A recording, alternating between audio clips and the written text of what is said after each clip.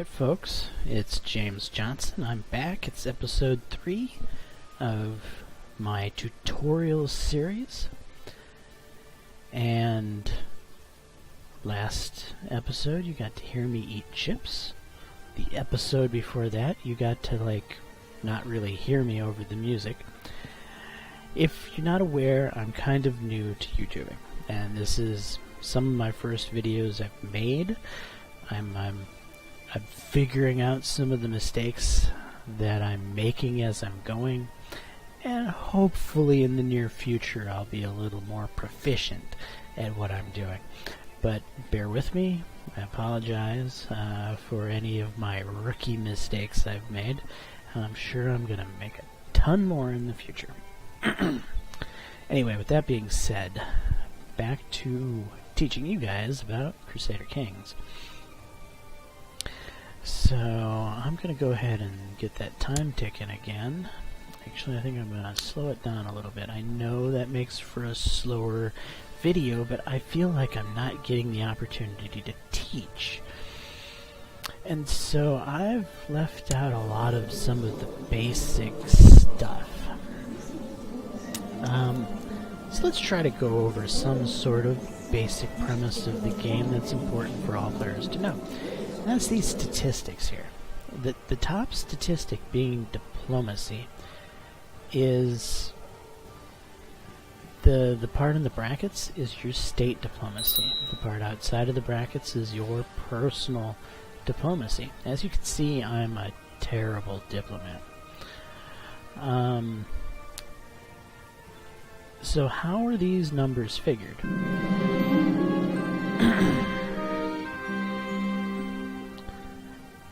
We'll have to get back to that. A most peculiar woman has arrived at your court. In only a matter of months, she's made a name for herself as a most accomplished warrior. You've even seen her defeat some of your best champions in the sparring ring. Maybe she could teach your other soldiers a thing or two. Lady, afraid I could use a woman of your talents? I'm kind of afraid of firing my brother. I don't want to make my brother angry. How good is... Wow, yeah, she's pretty good. And so this kind of ties into what I was talking about with the martial skill. So for example, my state martial is currently 22. And the tooltip can help show you where these points are coming from. You see the 7 points from me, my character. You see 4 points from my spouse. So your spouse gives half of her statistics to this formula. So if we click on my wife, she'll probably have a martial of 8. So she has a martial of 9, so evidently they round it down. If she had a martial of 10, it would be 5, but since it's 9, it's only 4. Now going back to the state martial, my counselor gives 11. And I think that's, you get everything that your counselor gives. So my brother probably has a martial skill of 11 right now, and he does.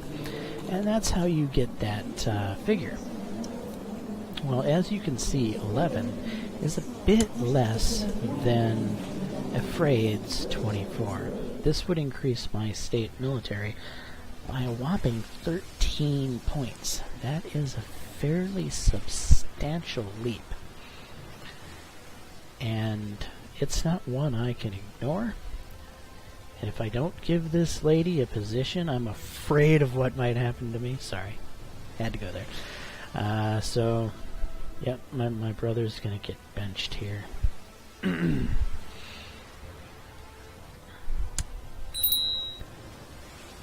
Now what happened there? Character owes you a favor. Okay, so she owes me a favor. And idle council member. I need to tell her to raise some troops. Train troops, excuse me. So what training troops does is it creates extra levy.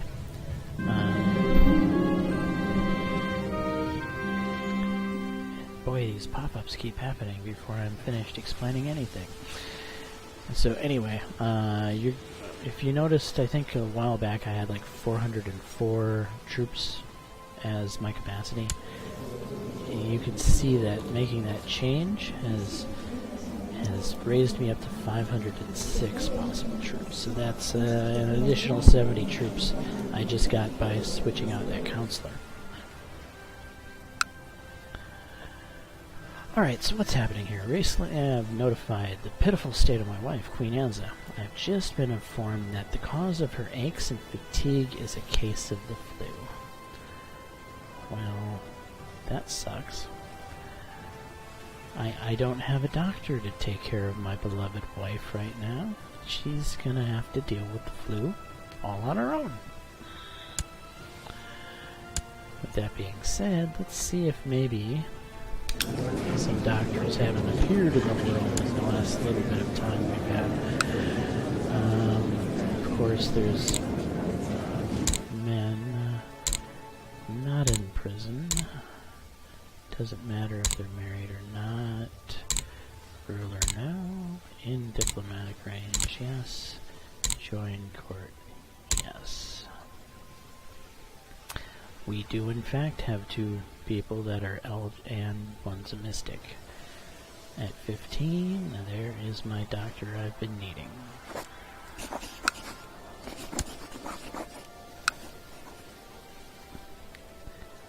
So let's get him over here.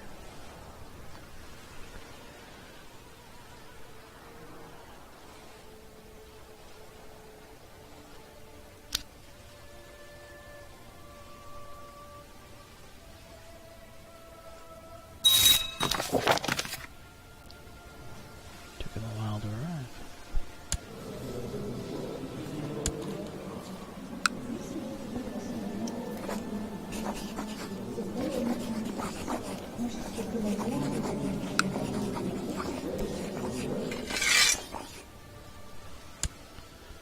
Alright, so he's the new court physician. Now let's unpause.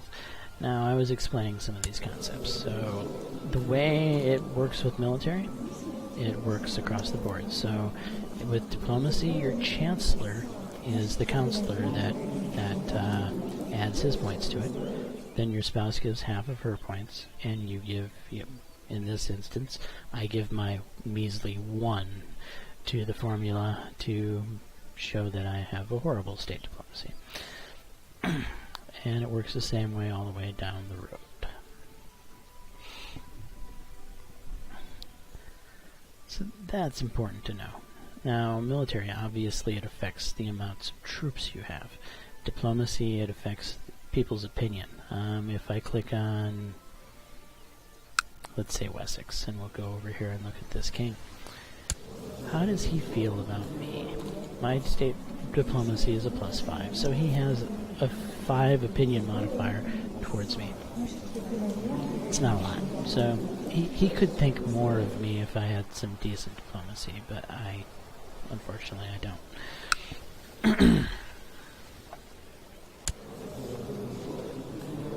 Then there's stewardship. This is one of, you'll notice that I like stewardship a lot. Military is probably my favorite stat because I love to have a big army, even though I don't use it very often.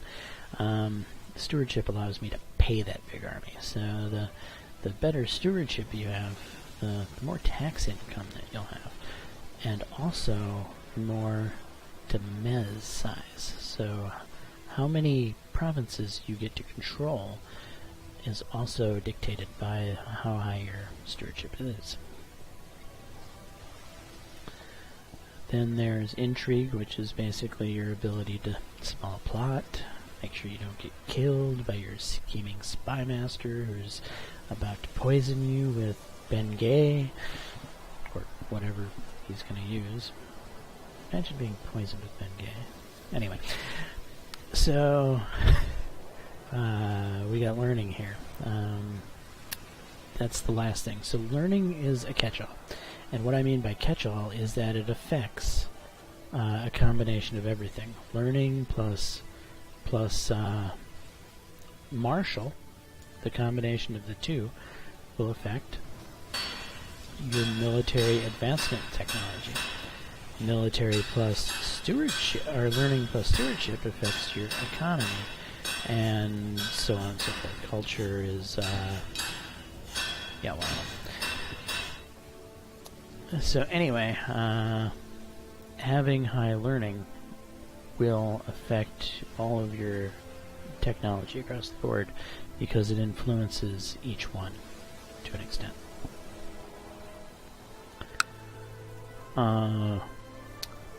I personally, I value stewardship and military pretty high. Diplomacy is cool when I start growing really, really big. But I don't tend to play as an emperor. I limit myself to being a king. And because of my play style, diplomacy isn't as important as if I were trying to maintain a very large, unwieldy empire. In that case, diplomacy is far more valuable. So these three stats are kind of what I call the prime stats. Learning is the top of the secondary, and to me, intrigue is the stat that really doesn't matter. A lot of people would argue with me because a lot of people have a play style where they're plotting, they're using that intrigue. That's their thing. It's not my thing. It could be your thing. So just because I say intrigue isn't important, it's not important from the way I play.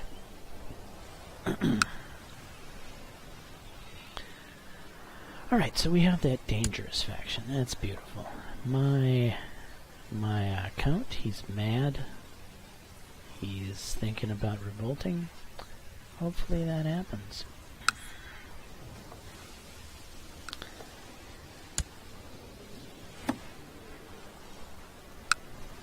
So I was just checking there if he had made any alliances with anyone, because it would be a rude awakening to find out that he made some sort of marriage with the neighbors, and when he does decide to revolt, he'll call in the neighboring army, and that would kind of tip the scales against me. So something you got to look out for before you go into any war is who are they allied with.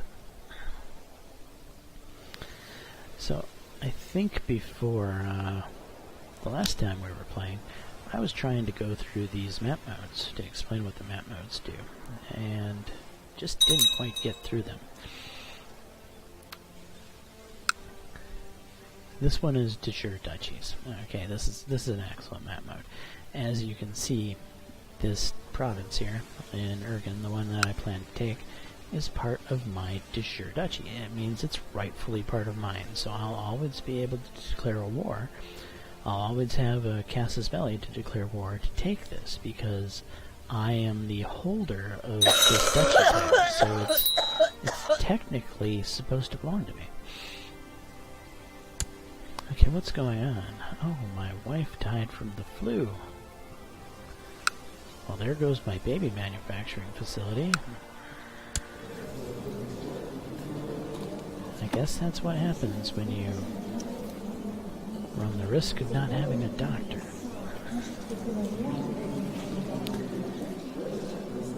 Well, now maybe there might be some better wives on the market. Then again, there might not be.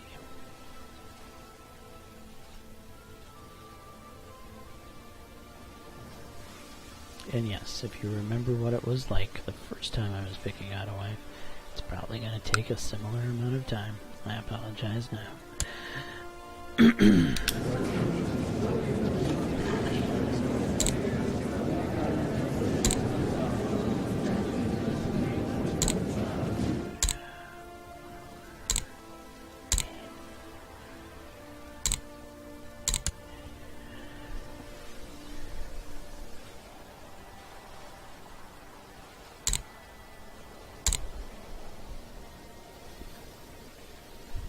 Hmm, 70-year-old chicks now. Yes, we have an heir, but she's female. I prefer to have a male heir, so we still need a girl that can give birth, as far as I'm concerned, so we need to find someone on the younger side.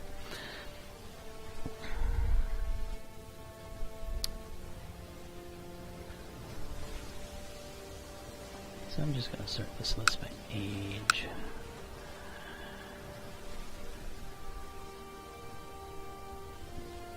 I like to check the immediate 15-year-olds, because you never know, you might find a real ringer there that you just have to wait like a year on.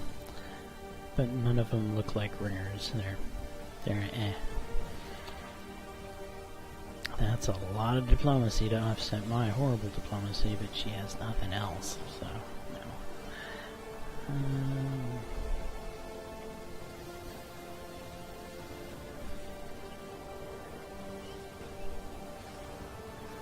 Strong is a hereditary trait, so this would be great to have kids that could end up with strong. Strong will affect your character's ability to resist disease and get older in general.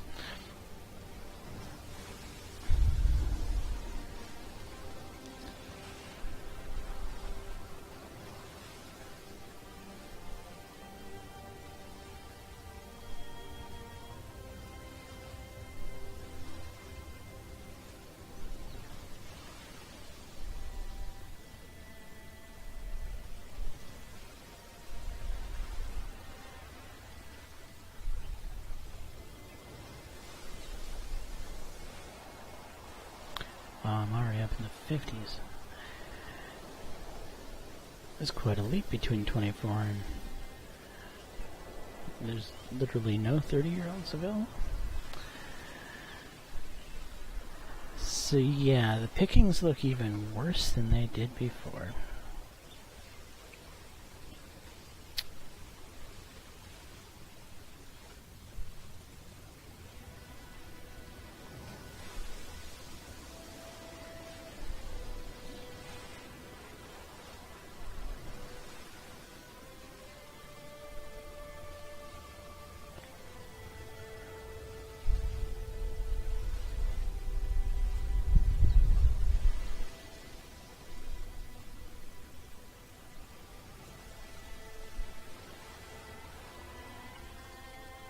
Well, so there's that strong again, and she's got decent martial, fairly decent stewardship. You know, I don't I don't care so much about intrigue. Learning's alright. Diplomacy would be nice, but I don't have diplomacy either, so we might as well go from having, like, no diplomacy to even less diplomacy. I think this is going to be the girl I'm going to marry. Sadly, she's another lowborn, isn't she?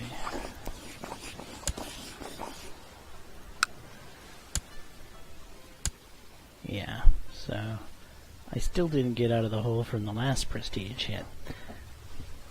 Back into the hole I go for a larger prestige hit. But you gotta do what you gotta do, right?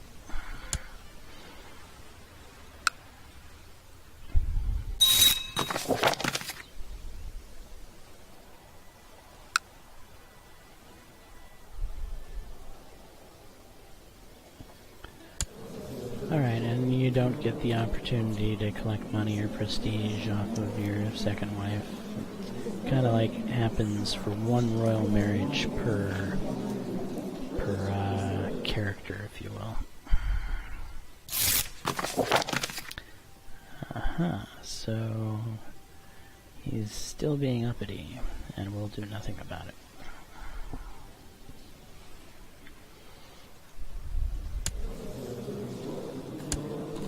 So that should have actually improved our martial a little bit more even. So it does look like we went down and number for some reason.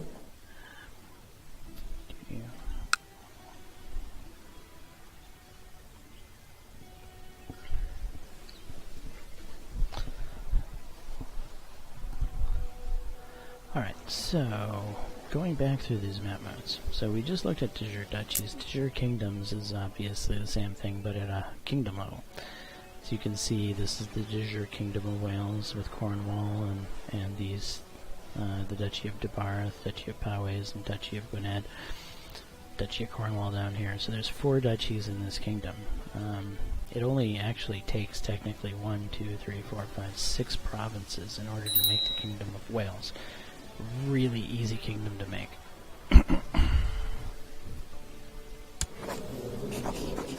So I've got some special character actions here. I can send my daughter into hiding. What? So somebody's plotting against my daughter. That's just a horrible thing. So I'm going to select auto stop plots so that I don't miss that type of stuff.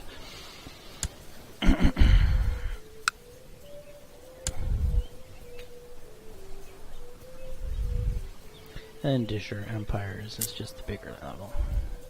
As you can see, we got the Empire of Britannia, Francia, Hispania, so on and so forth.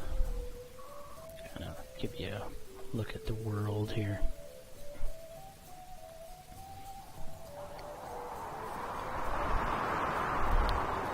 I hate empires. I despise empires. I try to... But if there was a way to easily destroy an empire, I would. But sadly, in order to destroy empires, you have to be an emperor title. You can't get rid of a title unless you have a title of equal size. And so there's some gamey things you can do. You can actually destroy an empire title and then lose all the territory within that empire, and have your character purposely lose, and so the empire vanishes when he loses his war, and he gets basically stripped of the title, and the title becomes destroyed. But it's a lot of effort to go through in order to destroy an empire title, and I wish there were easier ways to do that. So my Marshal Ephraim has brought me the most extraordinary news. Apparently, she's uncovered a rumor concerning the exceedingly special artifact. The specifics of Ephraim's information are uncertain, but she's convinced that there's a degree of truth to the tale.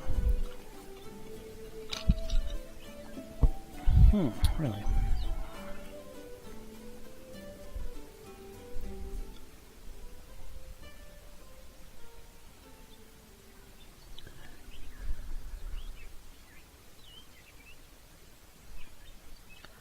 So I can immediately begin to search for the extraordinary artifact, or I can ask one of my counselors to search for the extraordinary artifact. So, you know, I'm typically a hands-on type of person, but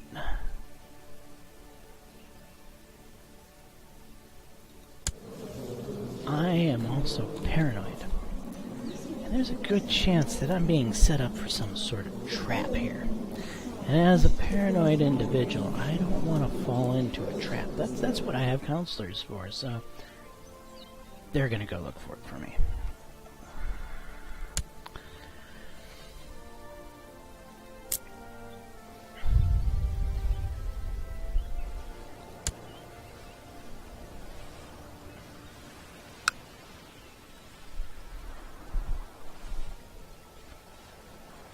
Alright, so on the next level of map modes, we have Revolt Risk.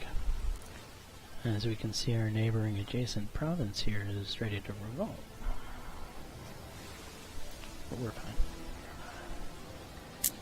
Dynasty mode, this shows you the country, or the family that's currently controlling the area that the main title is.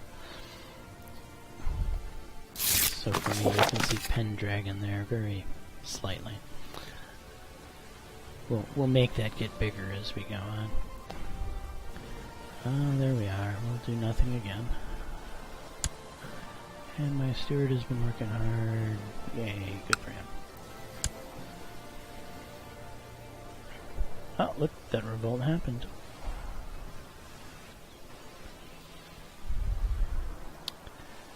Opinion map mode. So, yeah, I like myself. My count doesn't like me much. And the rest of the world, well, they're not so sure about me. They're like, you have no state diplomacy. And, you know, they're pretty much right. We have no state diplomacy.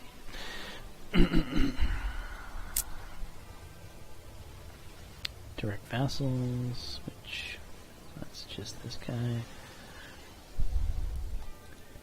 Trade zones, which you're not going to see unless you're down here around the trade republics. Government types, so we see the feudal, we see tribal here. Icta, more tribal. The Byzantines are feudal. They're feudal Orthodox instead of feudal Christian. And then we got these nomadic dudes here, the horse lords.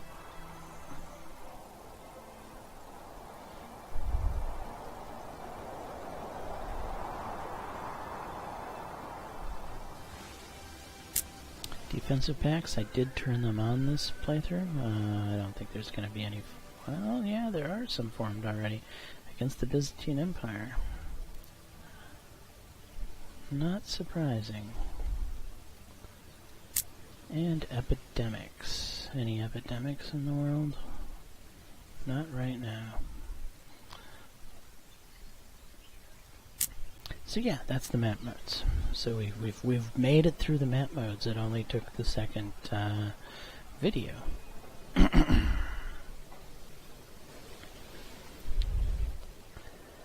are some other concepts I can tell you about Crusader Kings? Oh yes, probably the most important concept of them all. How you lose. Well, that daughter of mine is quite important. But if she died, if she was, you know, gone, I'd still be okay because I have a brother. But my brother doesn't exactly have many kids either, so I'm technically 2 family members right now away from death. As you can see, there's nobody else in the family tree.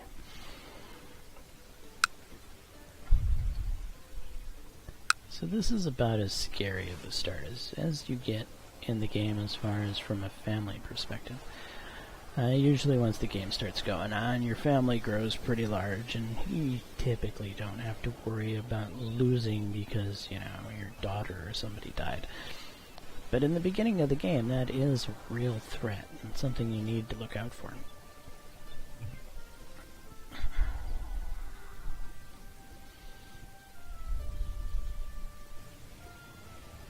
Alright, so to recap, I'm sitting here waiting for my lovely count to get up the gumption to throw a revolt against me. I'm also waiting for my neighbor to die to kick the bucket. In fact, I should make him a special interest. What that does is it should put him over here into the outlier. Why isn't he there?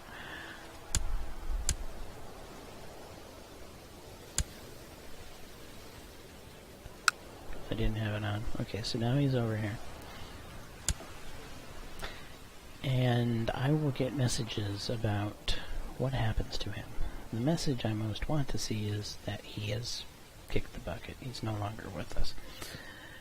Which will give me the opportunity to strike against his heir. His heir is hopefully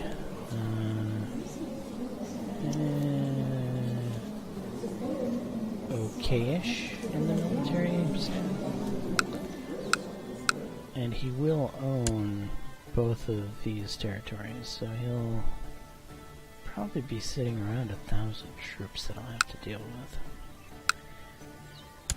And I am just not quite up to that level to deal with that yet, so I really need my count to rebel, or my chancellor to fabricate a claim on that title.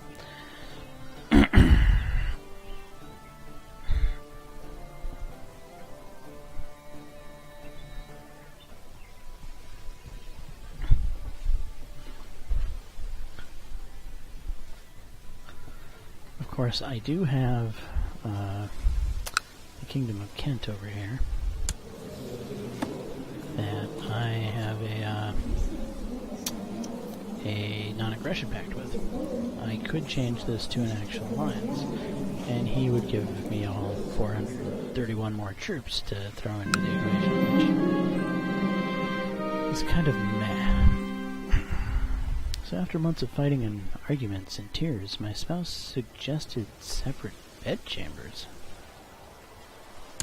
I didn't know she disliked me that much. Wow, look at that. Oh. That's funny. Scandalous counselor. She wasn't even married to me when that counselor was assigned.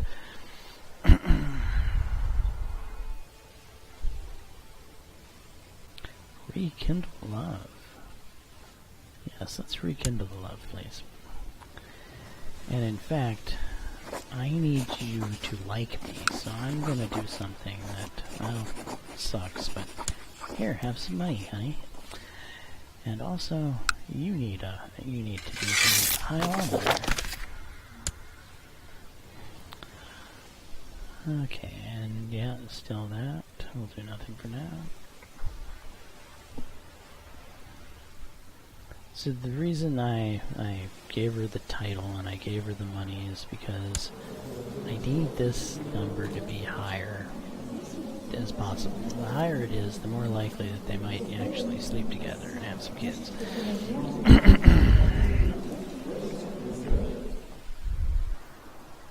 Kids are kind of useful, especially when I don't have a male heir yet.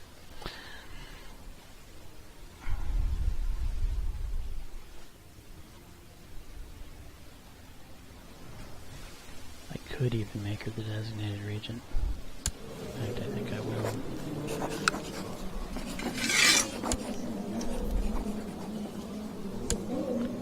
That gets her up to 21.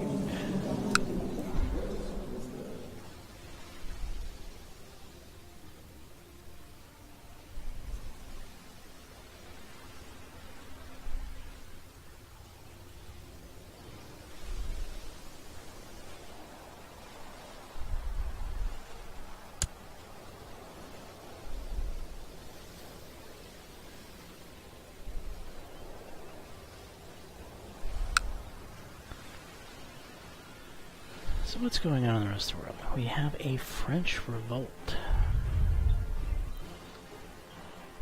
So we're trying to break up the French blob, which France is always, in the 769 start, kind of starts off like Swiss cheese. It's at some point, you die. I just died.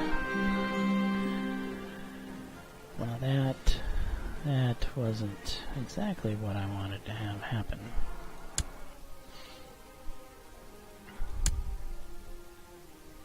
Uh-oh, lost my good marshal. That's not good. Well, maybe she's still around, but she's female, so I might not be able to reassign her.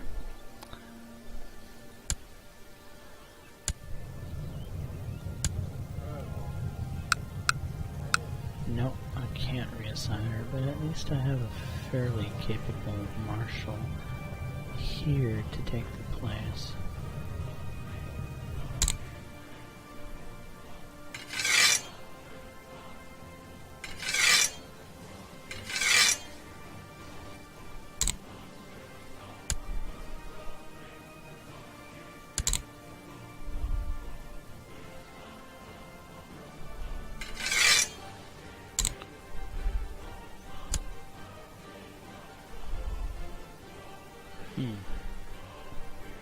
Thought I had British stewards in this.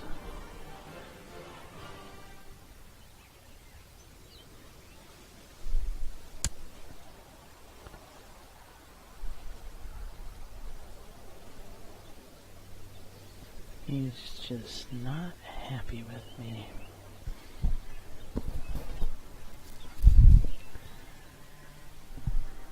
Very, very dangerous to have somebody with this type of intrigue around me while I'm a kid. I don't think I'm going to be able to raise these. I've already given him titles.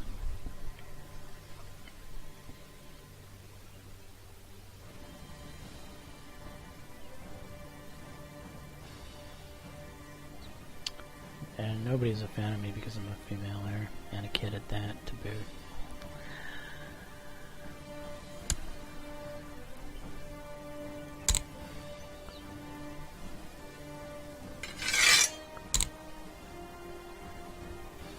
Alright, so we're going to learn how to get ourselves through a precarious predicament here. And first thing I'm going to do is try to butter up to my uncle. So my uncle's going to become the spy master. He's not that great at it, but you know, it'll help a little bit. Steward,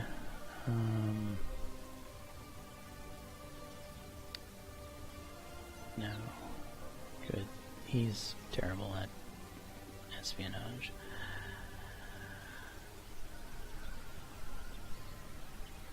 I need to import a steward, I think.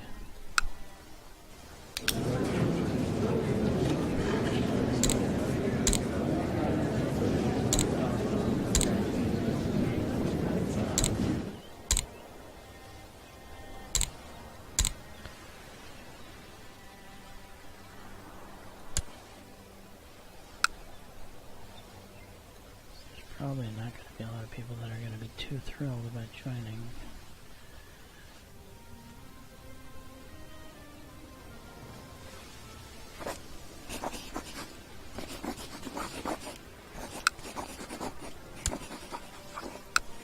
There's that guy. Okay, so why didn't I give the really good guy with really good intrigue the job here? Because he's a danger. He's a danger in my court. He's a danger I need to get rid of. Can't have him around me right now. So I need to set ground focus. What other things do I need to do?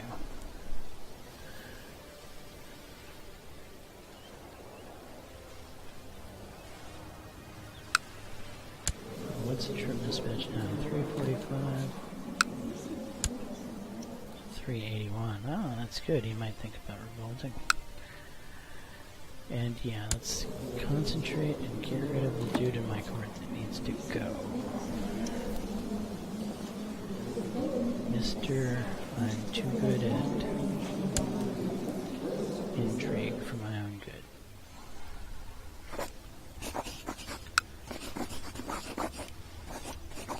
Okay, I'm gonna lose my prestige. And his opinion's going to be less of me, but it doesn't matter because he'll be gone, so goodbye.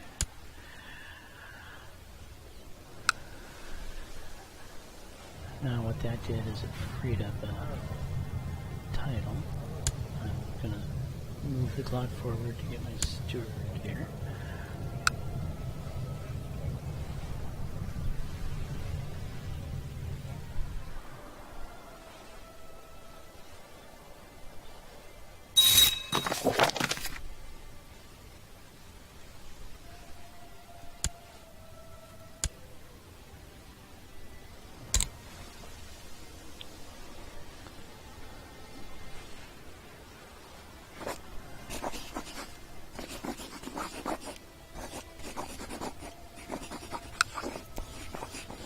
I'm going to give my uncle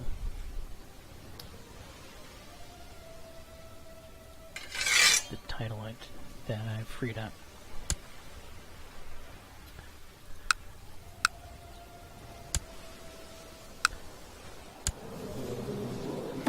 My educator is my stepmother.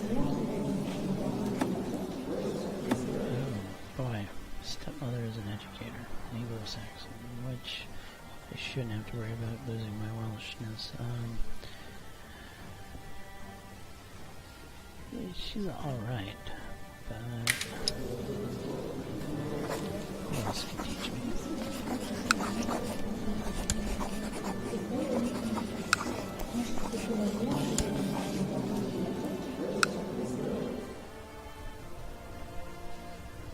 It's not letting me assign a guardian.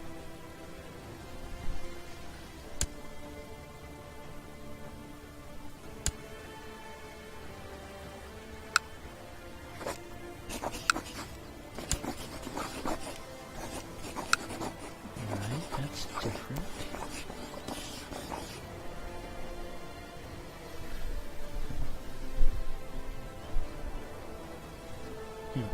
I've assigned my guardians before when I was in Regency. It must be because I'm a female.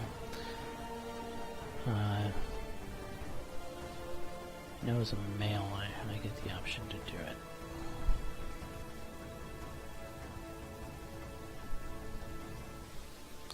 A 2-year-old female. This is going to be a painful Regency. 14 years of Regency.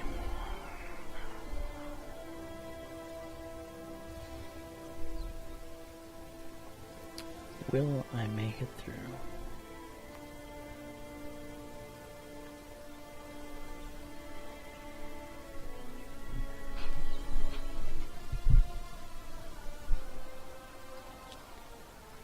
Look at that state intrigue, that's just awful.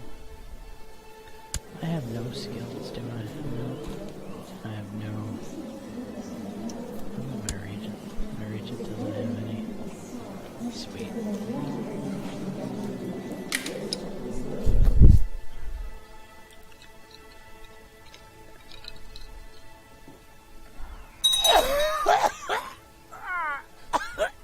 Now he dies.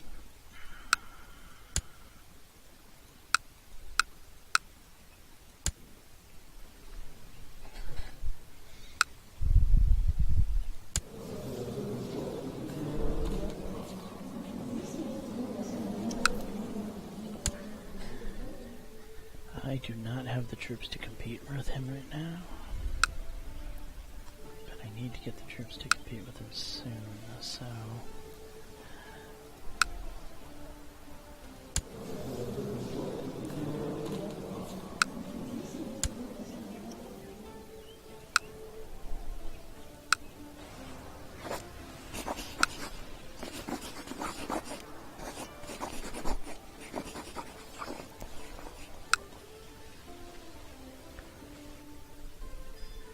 Right, I need a big friend.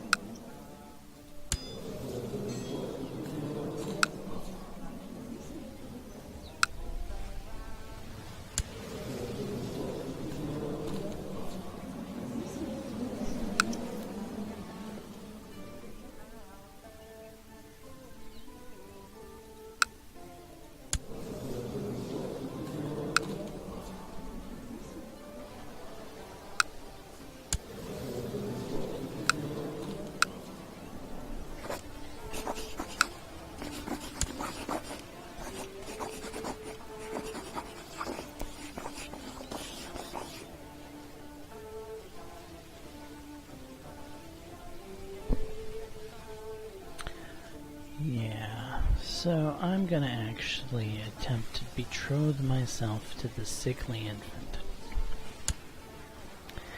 with hopes that he dies. This will get me a temporary opportunity to get an alliance with Wessex, which I'm gonna need in order to, well, grow my power base.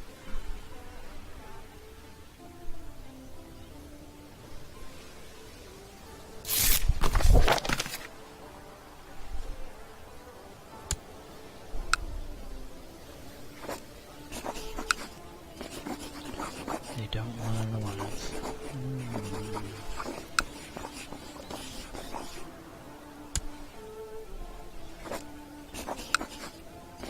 Sometimes you just gotta spend the money.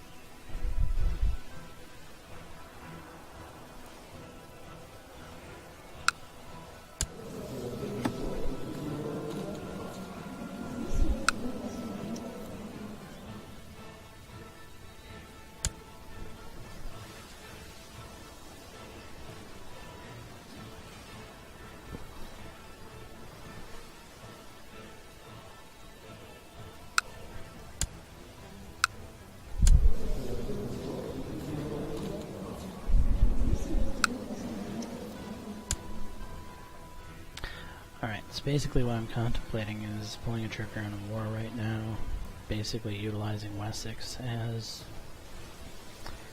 the army. I don't necessarily like going to war when I can't win it on my own, but we do need this territory.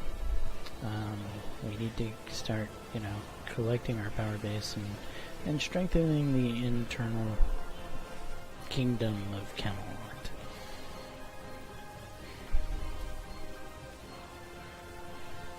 However, this episode is getting a little lengthy, so what I think I'm going to do is I'm going to save that upcoming war where I'm going to drag the kingdom of Camelot and our mighty 500-man army up against our neighbors for next time.